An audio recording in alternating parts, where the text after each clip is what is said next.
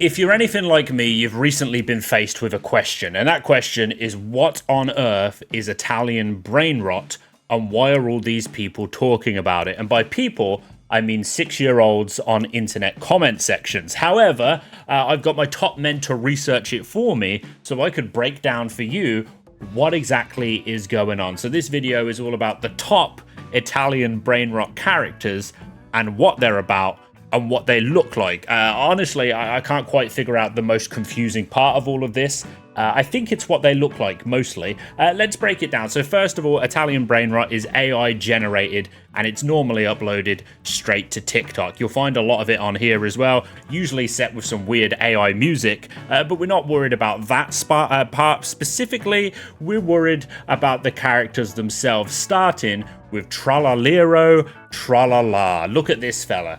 He's the OG. He was the first one to come about. He is a three-legged shark, and he can easily be identified by his blue Nike shoes. Now, you might be wondering, why does a shark have 3 legs? Wouldn't it be weird if a shark just had 2 legs or 4 legs?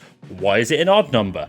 That part clearly isn't relevant. All you need to know is that he is a shark with 3 legs, he wears Nike trainers, and he was in the Croco-Avian War.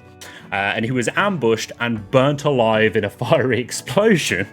That's what we're starting with. He's the first one, by the way. There are various rumors, as all of this is AI, and anybody can add to this. There's no one defined canon with this property.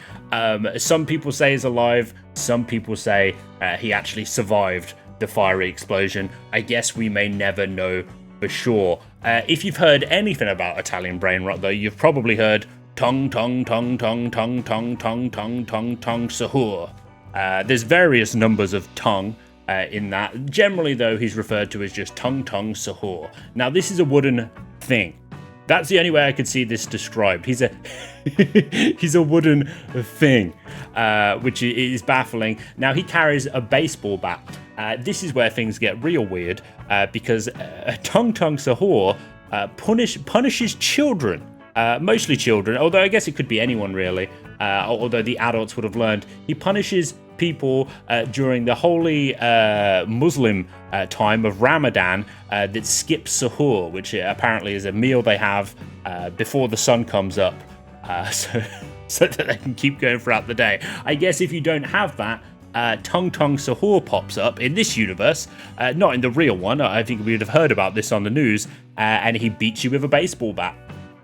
Which I guess you'll only make the mistake of skipping Sahur once.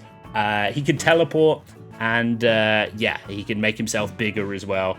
And this is what he looks like. I think this is the most concerning part of all of this. It is also known that he turned Cappuccino Assassino back into a cappuccino with just one single hit from his baseball bat. And he also fought Bombardino Crocodilo. Who the hell is Bombardino Crocodilo?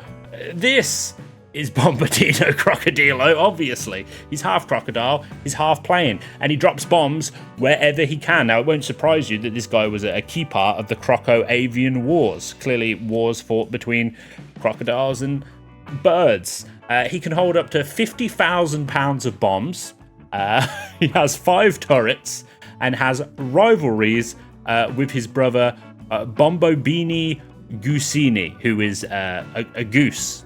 Obviously, his brother's a goose. Why wouldn't his brother be a goose? That's just common sense. We're not even going to talk about him, though, because we're going to go on to one of the biggest characters, of course, Cappuccino Assassino, who we just mentioned. He's a cup of coffee, and he's dressed as a ninja. Why wouldn't he be? He wanted to be a noble assassin and lived in the village of Yggdrasil. Yeah, this guy, he's just a criminal assassin, and he looks like a little cute cup of coffee. You'll notice a lot of the time the art style is completely different from character to character. That doesn't seem to matter in the Italian Brainrot universe, which I quite enjoy. As we go on now, just soak this one up for a minute. I'm just going to pop this on the screen. You can just... It's Trippy Trippy. This is Trippy Trippy, obviously Trippy Trippy. You hear that name, what do you think? You think half shrimp, half cat. And that's what Trippy Trippy is. Once a pet shop owner, obviously. and he sold Tong Sahor's dad a cursed item. I don't know what that item was exactly, but apparently that item can now, because of a series of events, can randomly change Trippy Trippy into other creatures, which is why you might sometimes not see him presented as half shrimp, half cat, but this is his usual form.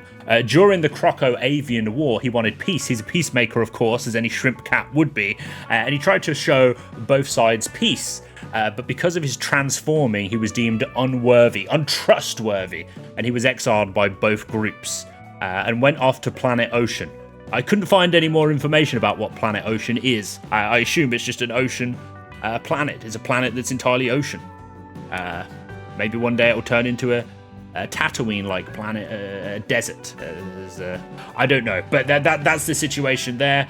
He's still looking for a for a cure to reverse his curse. So hopefully that happens.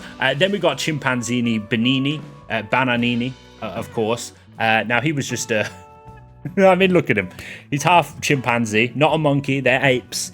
He's half chimpanzee, half banana. He starts off as a normal banana. You might see him in a fruit bowl, and then he will morph into a chimpanzee banana. And he's known to end timelines, or whatever that means. He was a scientist, but an experiment caused him to turn into a banana. What I like about this is it clearly indicates that even when he was a scientist, he still wasn't human. He still was a green chimpanzee.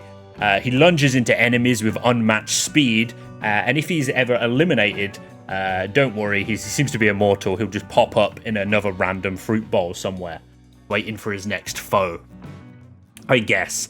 Ever seen an elephant cactus? Well, that's literally Lara. This is my best pronunciation of this. She was once a normal elephant, but after an unfortunate series of events, is the information we get there, she was turned into a cactus-skinned entity. She's known to protect lost travelers, and her cactus spines cause overwhelming memories for anyone who is near. I don't even know what that overwhelming memory... I guess they just remember troublesome times, maybe, or maybe wonderful times. Who knows? She's got an arch enemy, a nemesis called Burr Patapim. And there's a battle between the desert and the forest. She would represent the desert, I assume, as she's a cactus. But don't worry, she's got friends too. Her best friend is Frula.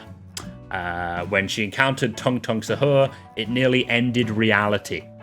Because obviously, two beings of such immense power couldn't be in the same vicinity for long. The universe just couldn't handle it. We're going to end here on Ballerina Cappuccino. Now, we talked about Cappuccino Assassino earlier on. Now, she was once married.